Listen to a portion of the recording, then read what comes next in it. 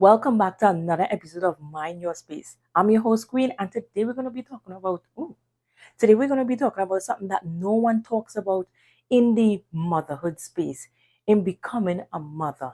Now, we're going to be diving into something that is really dear to me. We're going to talk about mothers who have been sexually assaulted and have to go to the doctor. They have to perform all these different tasks with them, and you feel so uncomfortable. These doctors don't ask questions, they don't know anything about your past, but they're going to be inside you. And that's what we're going to talk about today. Now, this is a very sensitive topic for persons who have experienced sexual assault in the past. And if this is triggering to you in any way, please don't watch. But if, yes, it's triggering to you, but you want to watch this, you want to hear, so the experience I have and anything I say can help you because you are on this journey of motherhood, or you're trying to recover from what actually happened to you during your doctor visit. Mothers, if this happened to you when you were smaller, and then you either have a boyfriend, you have a spouse now, of course you're pregnant, so obviously you are very active, right? But I want to share my experience with you on how it traumatized me and how I overcome it so that I can help you in any way if any one of you going through the same thing that I went through. I didn't think about it at first. So when I was about 7 or 8 months pregnant, now let me just say my doctor is amazing. He was a very nice guy. It's just that d- doctors don't cater for these things. They don't even think about these things, or maybe they do and they don't bring it to us, right? They don't bring it to the patients. So after going in to see my doctor numerous times, I think it was around the 8 month mark, he decided he wanted to do a check, right? You know what I'm talking about, a check. He decided to do a scrape. Now, I had no idea what is a scrape. No, I just didn't know what it entails. I remember it had someone else in the room, his student or whatever the case might be, and he was there. And it's done already uncomfortable to open up, you know what I mean? And I would always I didn't feel uncomfortable doing it, but I felt uncomfortable doing it. I don't think anyone could just be so comfortable with someone else just looking there. You know what I mean? And so I always dread those days when I have to go in and just open up. But like I said, he was very professional. He did what he's supposed to do all the time. I never felt like uncomfortable. But this time around, I remember he's like, you're going to feel a little pressure. And when I tell you, I don't know if no, he's a guy, he's a man. So he have no idea how much pressure I would feel in the first place. So don't tell me, oh, you're just going to feel a little pressure. You have no idea what I go through, what I experience and how I feel because you don't have a vagina. You you don't know any of this. So stop with that. That's number one. And so I was like, okay. And he went up. And I think it lasted for like about 45 seconds, if so long. But let me just say, that felt like hell. That hurt so much to the point where the only thing I wanted to scream was, get out of me. And I just screamed, stop. Because, I mean, he started and then he just kept going further and further. And the pain was excruciating. I don't know what was going on. And I don't think he was able to scrape or whatever these. I don't think he was able to get done what he initially wanted to get done because my cervix wasn't open or anything like that. And I think I was like 9 months. I think I was 9 months. I can't remember the exact month I was, whether it be 8 or 9 months. But I know I was really close to my due date. I remember getting dressed and feeling so violated. I just felt so disgusted at myself, and I remember leaving to go home, and for that entire week, my husband couldn't touch me. Like I was hurting. I was remembering all the things that happened to me when I was younger and what individuals did to me when I was younger. And all of that just keep flooding my memory.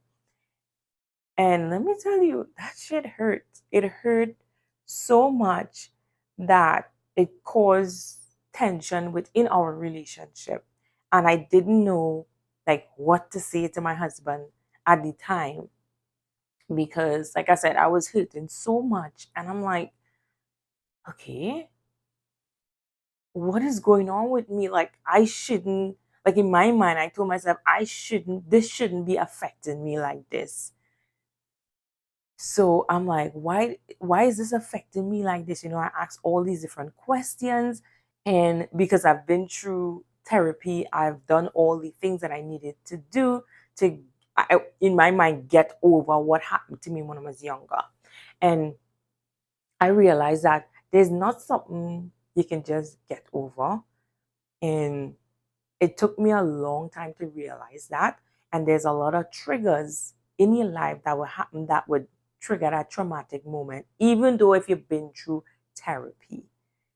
Therapy is just providing you with ways to cope with whatever trauma you're going through. And keep in mind, it really helped a lot. Like I needed it. And I'm really grateful that I went for it for that specific reason and any kind of trauma that happened in my childhood. But with that experience, it brought back so much negative feeling and it was very hard for me. So I just wanted to speak about these things.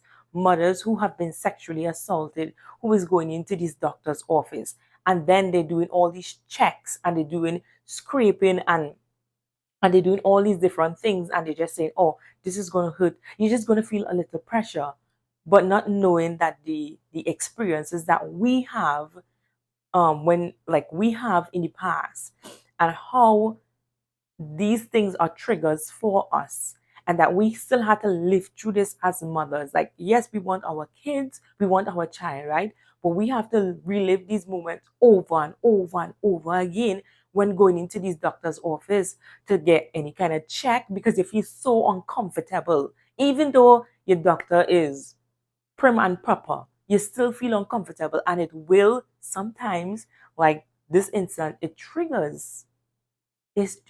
you and then flood come all these memories and put you back in a position where you don't want to be. And so one way I was able to move past this, now by means, if you need to go and talk to someone, go right ahead and talk to someone. Like I always say that as a mom, we are going through so much different emotions, we are struggling with so much different things, and on top of that, being traumatized again and again and again, it can do a lot of damage. So I want you to think about all these things. And if you ever experience what I'm going through and you wasn't able to talk about it because no one know that you have been sexually assaulted and you keep that to yourself and no one know anything about this and you feel this way and it literally destroys you, not just you can't even bring it up with to your partner because you're afraid, right? And so keep in mind, my husband do know my past, and I talk to him openly about these things when it was affecting me. And so when this come up, it was kind of hard for me to just dive back in. I was just going through my own emotions, and I needed to deal with stuff and try to figure it out myself. And that's what I was thinking, right? And eventually, I talked to my husband. I let him know, hey, this is what happened at the doctor's office. And I kid you not, after a week, I still feel disgusted with myself. But why am I feeling disgusted with myself? Like I was the victim and I still feel disgusted with myself. And there is so much to this, right, guys? There is so much layers to this, and so much angles that we could look at, that we could we could target. We could target a lot of the time sexually assault victims. We blame ourselves for everything, and not the person who actually did it to us. Um, a lot of the times we try to protect them over ourselves, especially if it's like family members and depending on the age it happened to you. So that is something that we struggle with and that we need to overcome. And I have come a long way to the point where I could talk about this openly. It will forever remain with me. And yes, I do have coping mechanism for it. There is things that happening within my life that would trigger this and out of the blue. And I'm like, what the heck? Like, I need to take a break and I need to relax. So I would go months and I'm good. And then out of the blue, something happened and it triggered everything. And everything is just like a flood rushing. And so it's something that I have to deal with, something that you have to deal with. And I highly recommend talking to someone. Now, I was able to talk to my husband. He is a therapist. And so it was very easier to talk to him now, seeing that I already been through therapy and just being able to talk to him so that he can understand what I am going through. Because a lot of times when this happened to us and we pull back from our spouse, they in their minds like, what is going on with this person? Why is she doing this? In their mind, I don't have an explanation more than I'm not in the mood. So every time I'm not in the mood, I'm not in the mood. I am not in the mood. So obviously it will have a negative impact on our relationship when being intimate. So it caused a I don't know, it just caused a lot of tension within our relationship. And if it causes tension within your relationship, just know that this is what I did. And it might work for you, it may not work for you. All I can say is if you need to go and see someone, go ahead and see someone. But I was able to talk to my husband and we was able to work through it. And did I feel great after? No, I didn't. It took a lot of time to ease back into being intimate with my husband. And so it was very traumatizing. And I just wanted to talk about it because no one ever mentioned these things. Correct me if I'm wrong. It's either one in every three or one in every four females have been sexually assaulted. And and as time go by, it's gonna become less. So just imagine you have a friend group and it's five of you in that friend group. That means one of you have been sexually assaulted. And if it's more, then that means more of you have been sexually assaulted. And if you don't know, I am telling you, one of your friends have been sexually assaulted. I cannot tell you what to do or how to react or if it even affected you, but I know it affected me. And I couldn't move on without speaking about this. And as a mom who live it, who is striving to be better for myself and my family, there's a lot of people you're going to come in contact with. There's a lot of things that are going to trigger certain emotions. And you need to learn and how to cope with it. And so those are some things that I personally have done to cope with my struggles as um, when becoming a mother, when dealing with being a victim of rape, is just being able to always think positive. Know that you didn't do anything wrong. It is not your fault that this happened to you. Stop blaming yourself. Yes, I understand that feeling of guilt and that feeling of disgust would fall upon you. But just know that for me, this is what happened for me. I know that despite whatever happened in the past, my husband appreciate me, my husband love me, my baby boy love me, and most importantly, my heavenly Father adores me. He loves me for who I am. And I look at every situation, it has made me who I am today. Now, don't don't don't get me wrong. I'm not saying because this happened to you, you should be happy or anything like that. I turned around, and it took me a long time to forgive the person who did this to me or the people who did this to me and to forgive myself. I believe I forgive the people first before I forgive myself. And I think that's the hardest part, is forgiving yourself. And so forgiveness can look different for everyone, and everyone deals with this situation so differently. So don't think that because this person is dealing with this way and you are not, then something is wrong with you. No, nothing is wrong with you. You deal with it your way. And so for me, I was able to speak about this. I was able to help females, different individuals, to realize that you're not alone. This happened to me, and this is how I deal with it. And I'm going to help you through it. Now, how I deal with it will be different to how you deal with it. So let's take it one step at a time. And so I was able to work through that with different individuals. And I know that being a mother, I still think about those moments where I went into the doctor's office, how traumatizing it was for me. But I'm not ashamed anymore to share it. I'm not ashamed to let people know that, hey, this is what happened to me. This is how I overcome it. Being able to talk to someone about it, for sure, for sure, for sure. If you are keeping this to yourself, then it's going to send you crazy. You need to be able to talk to someone about it, whether it be a therapist, or for me, I start off confiding in some close friends or a close friend. Was able to talk to her about it first, and I move up from there. And so this is a very touchy subject, and this is something that's going to remain with us for the rest of our life. When I accepted this, I'm like, yeah, it's a part of me. It's like my ear, my nose, my eye. It's a part of me. It's a part of who I am. And I have to learn how to deal with it, because it's going to take me through my entire life. So if you never learn how to deal with it in the past, I urge you to learn how to deal with it now. Now, I'm not saying therapy is gonna make you forget about what happened. That's not true. You're gonna always remember what happened to you. But just developing those coping mechanisms would really help you in motherhood, in your relationship.